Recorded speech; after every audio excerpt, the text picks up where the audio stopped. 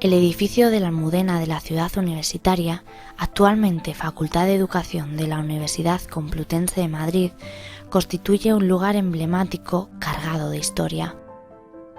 Con más de 90 años, ha albergado diferentes iniciativas y proyectos educativos, el último de ellos, la inauguración de la primera hiperaula universitaria de España. Pero, ¿cuál ha sido su bagaje histórico desde sus inicios a principios del siglo XX hasta nuestros tiempos hipermodernos?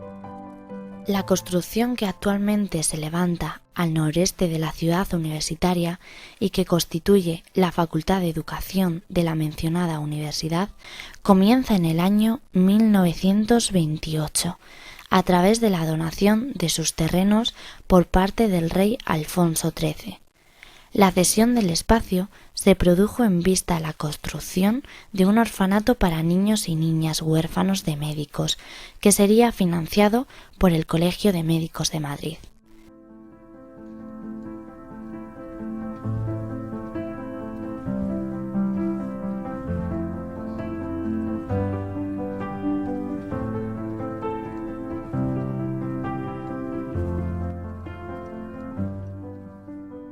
La dirección de la construcción estuvo liderada por el arquitecto Joaquín Roji López Calvo y contaba con el apoyo del doctor Carlos María Cortezo como principal valedor y promotor. Lo primero de todo es ubicar este centro en Madrid. ¿Dónde está ubicado en Madrid? En el extrarradio. El extrarradio es la zona de Madrid que va entre el ensanche y el límite municipal. En el extrarradio, a partir de 1919, en que se realiza la primera vía de metro, que va de Sol a Cuatro Caminos, esta zona va a ser una zona que se revaloriza mucho. Se van a construir unos colegios. ¿Quién va a ir a ese colegio? Pues van a ir los huérfanos, los hijos de médicos colegiados. Eso sí, al alumnado que se trae aquí se exigía también que tuviera un rendimiento académico. Los primeros huérfanos llegaron a instalarse en el edificio cuando la construcción estaba aún sin terminar. Allí, los niños y niñas que ingresaban recibían clases de primera enseñanza y si mostraban capacidad pasaban a cursar sus estudios en institutos, escuelas y universidades de enseñanza secundaria y superior. El colegio también ofertaba cursos de mecanografía, taquigrafía, idiomas y contabilidad para jóvenes de edades comprendidas entre los 14 y los 18 años. Sin embargo, ciertos problemas en el patronato y un contexto de inestabilidad política y económica hicieron inviable la continuidad de este centro hacia 1935. Aquí estamos en una zona muy difícil en la contienda bélica, en la guerra civil, porque aquí tiene lugar la batalla de Madrid. Es zona de frente de guerra y toda esta zona quedó muy mal parada, igual que todo el barrio de Argüelles y todo lo que está alrededor de aquí. Como era de esperar, el conflicto supone el comienzo de un largo tiempo de decadencia de la propiedad. El proyecto de un orfanato moderno, amplio y capaz de albergar y formar a un importante número de niños y niñas ya no sería posible en el noreste de la ciudad universitaria. Una década más tarde, en 1944, la delegada nacional de la sección femenina, Pilar Primo de Rivera, solicitó al entonces ministro de Educación Nacional, José Ibáñez Martín, los terrenos del antiguo Colegio Príncipe de Asturias, para crear una escuela nacional de especialidades que albergase los servicios de sanidad y educación física. El objetivo era intensificar la misión formativa de la mujer. Este centro, a partir de la Guerra Civil, tenemos ya que contextualizarlo, al menos desde mi punto de vista, de otra forma. ¿Qué se va a traer aquí? ¿Qué función va a tener? Pues esto hay que enlazarlo totalmente con la rama femenina de Falange.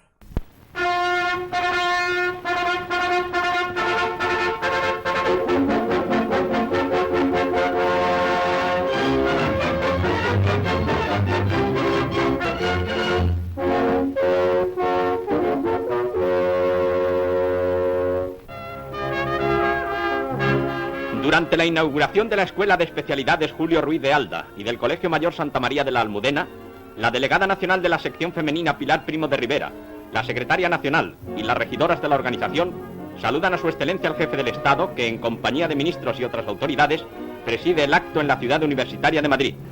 La Escuela de Especialidades Julio Ruiz de Alda tiene una capacidad para 600 alumnas y el Colegio Mayor para 150. Con las directoras de ambos centros, recorre Franco las clases en pleno funcionamiento, entre ellas la de gimnasia.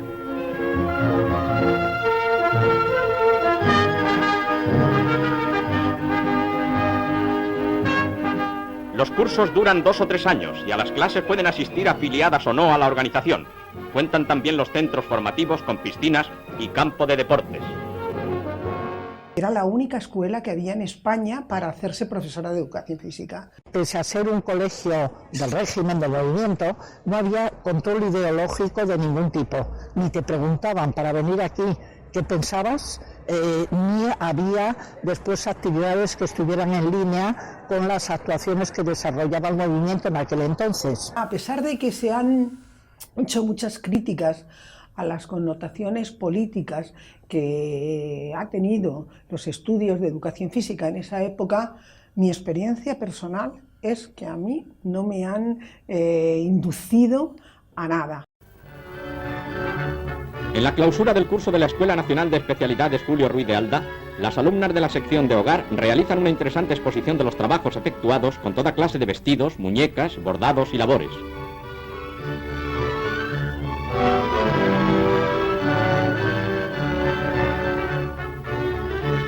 En los exámenes de medicina, las alumnas enfermeras obtuvieron 14 matrículas de honor. La delegada nacional Pilar Primo de Rivera preside la entrega de diplomas a 89 alumnas de la primera promoción, que comprenden 6 especialidades.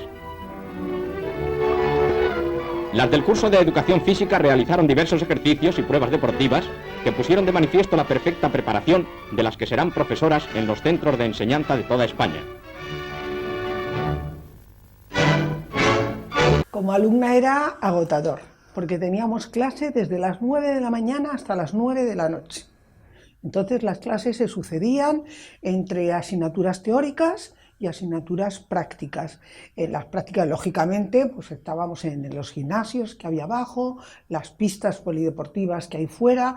Luego, posteriormente, ya se hizo el polideportivo que actualmente existe en el edificio.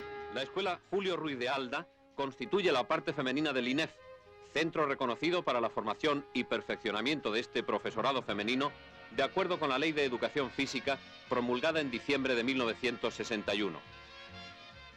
Se presta gran atención a los juegos y asimismo se imparten clases teóricas y prácticas sobre distintos deportes, bien de carácter individual, en los que se compite principalmente contra el crono y la cinta métrica, o en aquellos en que el deportista se agrupa formando equipo.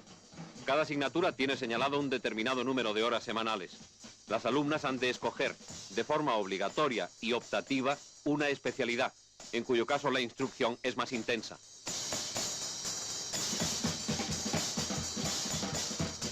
Si el conocimiento de todos los deportes es imprescindible, el dominio de la gimnasia es fundamental para una futura educadora. Por eso el mayor número de horas de clase está dedicado a esta disciplina, ya que es preciso conocer a fondo todo tipo de tendencias, desde la clásica educativa hasta la gimnasia moderna, practicada con todo tipo de aparatos manuales.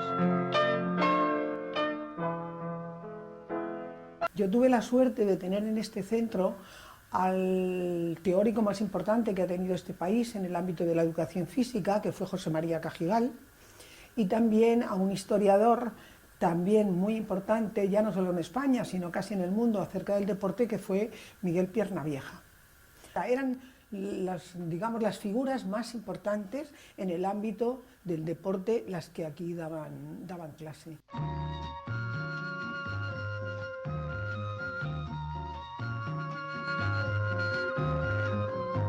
Todos los años, allá por el otoño, llegan a Madrid, desde los distintos rincones de nuestra geografía, muchachas que a lo largo de 4 cursos, mediante las prácticas y estudios precisos, se habrán de convertir en profesoras de educación física.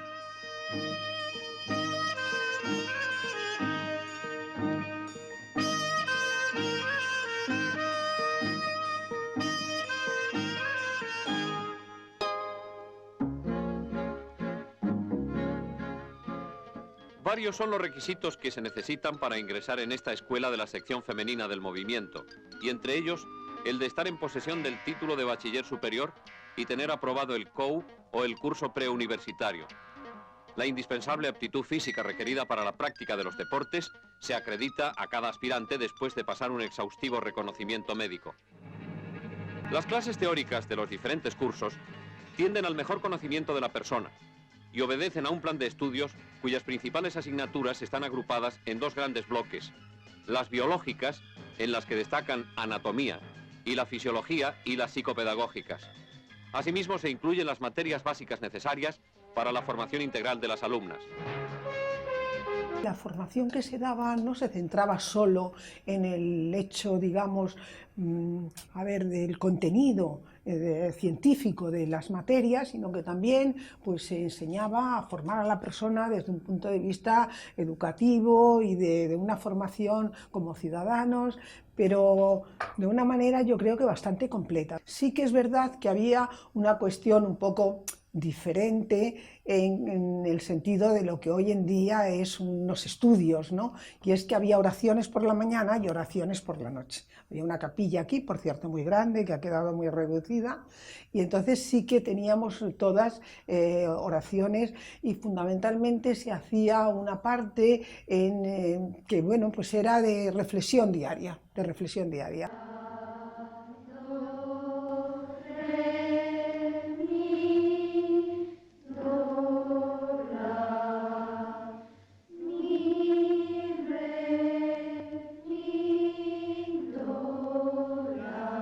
Especial atención se dedica a perfeccionar los ejercicios basados en la libre expresión corporal.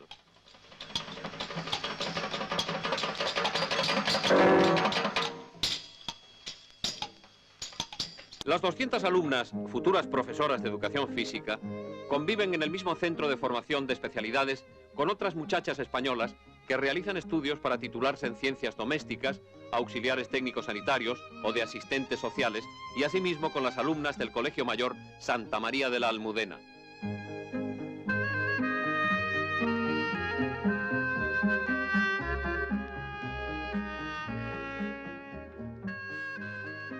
Pues mira, había en la parte central, delantera, esta que tenemos enfrente, estaba el Colegio Mayor.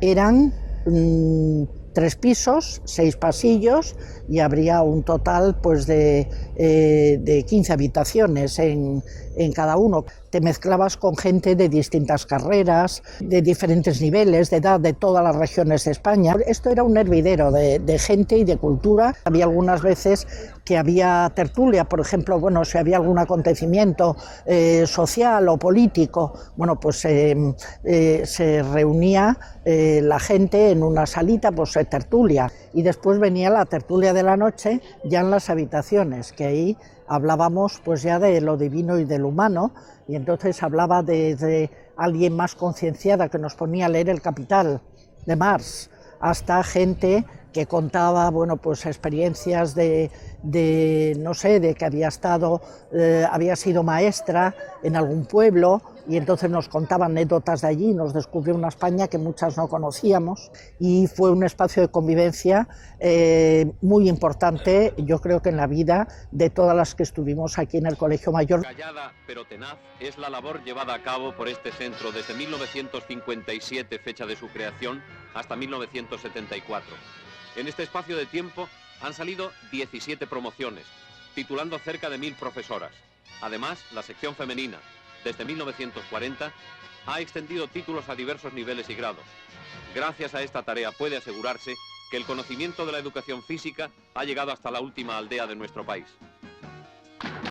Desde la aprobación de la Ley de Educación Física de 1961 hasta el inicio de la actividad docente en el INEF de 1967, la escuela femenina fue protagonista de la evolución de la educación física a nivel nacional y escaparate internacional de los planteamientos educativos y técnicos adoptados al hilo de las nuevas corrientes teóricas que se estaban implantando en Europa y en el mundo sobre la educación física y el deporte. La vida del edificio de la Almudena no fue ajena a las profundas transformaciones políticas que acontecieron en España en la década de los años 70. La desarticulación entre 1975 y 1978 de las principales instituciones del régimen franquista, llevado a cabo tras la muerte del dictador, tuvo un impacto directo en el edificio. El Real Decreto 23/1977 del 1 de abril de ese mismo año declaraba en su artículo 3 que todos aquellos organismos dependientes de la Secretaría General de Movimiento que desarrollan funciones de carácter social serán transferidos a la esfera de la administración pública. En consecuencia, los centros formativos ubicados en el edificio de la Almudena quedaron desmembrados y sujetos a la normativa de diferentes órganos de la administración. Hubo muchas críticas por parte de antiguas colegialas, escribieron en la prensa, protestaron, pero bueno, les sirvió de poco. A partir de entonces ya era un colegio universitario que iba a gestionar la Universidad Complutense. Yo estuve aquí hasta que realmente desaparecieron las escuelas, que fue en el año 77, con la desaparición de la Secretaría General del Movimiento, que era, digamos, la tutela superior de todos los centros que había en España. Y entonces ya nos trasladamos directamente al INEF, esta escuela. ¿Qué va a pasar con este centro? Esto era un colegio mayor, la Complutense está ahí detrás, la universidad, y aquí se instalaron oficinas, secretaría, una secretaría de la Universidad Complutense. Finalmente, toda esta reestructuración conllevó al progresivo deterioro y abandono del edificio principal, aunque su pabellón deportivo seguía usándose para diversas competiciones universitarias. Asimismo, el gimnasio ubicado en la planta baja siguió operativo y los campos de baloncesto, de hockey y la piscina sirvieron como campo de entrenamiento y como espacio abierto para el disfrute de los vecinos de Madrid. En cuanto al aula magna y algunas estancias que quedaban disponibles, se utilizaron ocasionalmente para albergar a algunos estudiantes de enfermería. Fue un proceso un poco convulso de la parte de enfermería porque hubo que hacer seguramente muchos ajustes y que duraron varios años de las antiguas escuelas de ATS, tanto masculinas como femeninas, porque antes estaban separados, en un centro único universitario, mixto, lógicamente, y la Universidad Complutense apostó por tenerlo. El ambiente de la facultad en este momento era poco porque era un sitio que a los profesores y a la propia estructura de la universidad también estaba impuesto. Había muchos sitios que no se podía pasar del edificio, y eso que éramos estudiantes y nos intentábamos saltar por todos los lados. Dentro del edificio era en la parte de la entrada, que hoy tenéis mesas de esto donde los alumnos se sientan, era un edificio estilo clásico, y entonces había mesitas con sillones en diferentes sitios. Teníamos un piano, bueno, lo tenía el aula magna, en el cual el pobre piano creo que lo tuvieron que tirar porque lo debimos de desafinar completamente, porque todo el mundo toqueteaba el piano. Y bueno, pues hacíamos cosas divertidas, nos jugábamos porque había veces que parecía que había una especie de medio escenario montado, que no era cierto porque allí no había nadie nada más que nosotros. Y entonces jugábamos allí dentro del escenario, montábamos bailes para nosotros, hacíamos de todo lo que se puede uno imaginar en un salón de actos, pues allí hacíamos de todo. La década al principio de los 90, nosotros formábamos parte de la Facultad de Filosofía y Ciencias de la Educación y teníamos la ubicación en el edificio de Filosofía B.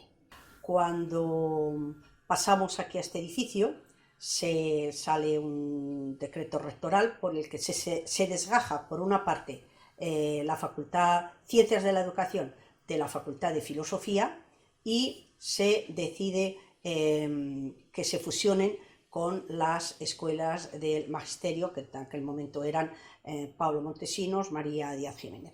Posteriormente, sobre el 91-92, se generó una comisión gestora que empezó a trabajar para formar la actual Facultad de Educación, Centro de Formación del Profesorado. Yo precisamente pertenecía a la comisión gestora, que establecimos un poco las pautas y demás para poder después llegar a unas elecciones de lo que sería la actual Junta.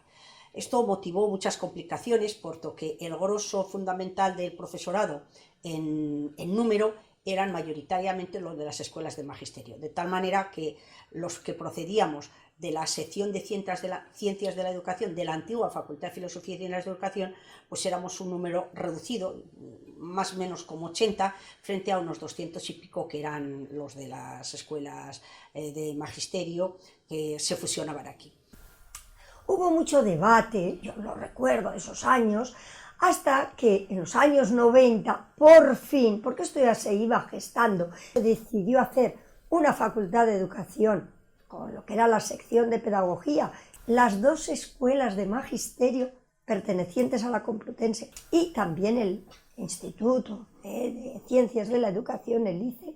El Instituto de Ciencias de la Educación era un organismo, en principio autónomo e independiente, que tenía su sede en otro sitio, etc. Pero cuando sacaron el decreto de la fusión de las escuelas y de la sección de Ciencias de la Educación, pues se pretendió que el ICE formara parte de la facultad. Hay que tener en cuenta, con respecto a la historia del edificio, que efectivamente el ICE formó parte en este edificio, estuvo ubicado en este edificio y desarrolló sus actividades en este edificio. Yo creo, desde mi punto de vista, que fue un gran acierto traer aquí la Facultad de Educación. Yo diría con luces y sombras. Entonces fue cuando efectivamente esta facultad pues pasa a denominarse Facultad de Educación, Centro de Formación del Profesorado, porque era uno de los elementos que se consideraba muy relevante dentro de lo que sería una facultad de educación. Yo creo que también compartir profesores que procedían de la antigua sección de la educación, formados como pedagogos o como educadores, de aquella otra que han sido formados más en un ámbito más profesionalizante del magisterio, etcétera, creo que ha enriquecido, sin ninguna duda, la formación de nuestros estudiantes. Los profesores que tuvimos para nosotros eran grandes profesionales, teníamos profesores con mucho nombre. Víctor Santiuste, Narciso García Nieto, Arturo de la Orden. Entonces, estar ahí cerca de personas tan importantes era, pues eso, nos imponía bastante. Cuando los ves en la televisión o los ves en los libros sobre que todo. Ahora trabajas, pues dices, oye, que a mí me ha dado clase. Es verdad que las clases eran, pues eso, como muy magistrales y demás. No había, ¿verdad?, todas las cosas que tenéis ahora, los ordenadores, la pizarra digital. Tuvo que hacer unas reformas correspondientes para poder construir las aulas, los despachos, etcétera, etcétera. Que estaba en obra, estaba prácticamente todo vallado, con andamios y demás. Entonces tampoco nos parecía que era un edificio bonito, ni mucho, estaba tapado, no sé. Cuando había que hacer trabajos, pues íbamos a esta biblioteca, que era muchísimo más pequeña que la que vosotros tenéis, muy, muy pequeña. Por eso a veces teníamos que bajar al edificio de filosofía, porque allí había muchísimo más material que aquí. La cafetería estaba junto a la piscina cubierta. Cuando estabas pidiendo algo en la barra y tal, pues estabas viendo a la gente nadar y estaba el olorcillo del café mezclado con el cloro de la piscina y bueno, era diferente. Yo eso lo recuerdo mucho más que cualquier otra cosa. Pero nosotros sabemos que este centro, como no nació para facultad, pues sigue acarreando deficiencias en lo que es la estructura del edificio. ¿Por qué? Porque había nacido con otros fines. Lejos queda ya, aunque no en el olvido, el proyecto originario de hace más de 90 años de crear un orfanato modélico para niños y niñas huérfanos de médicos, o el proyecto de la Escuela de Especialidades de la sección femenina. Yo creo que es fundamental que hagamos hincapié en esta formación, desde mi punto de vista, básica para esta casa, para esta facultad, pero también para la comunidad y, ¿por qué no?, para el país. El edificio de la Almudena encara el incierto siglo XXI con nuevos desafíos. Así, la inauguración de la hiperaula es un síntoma del deseo de mirar de frente el presente y el futuro pedagógico. La mirada al pasado de hoy no volverá a ser nunca más la misma. De ahí la importancia de observar con atención la huella del pasado del espacio que habitamos.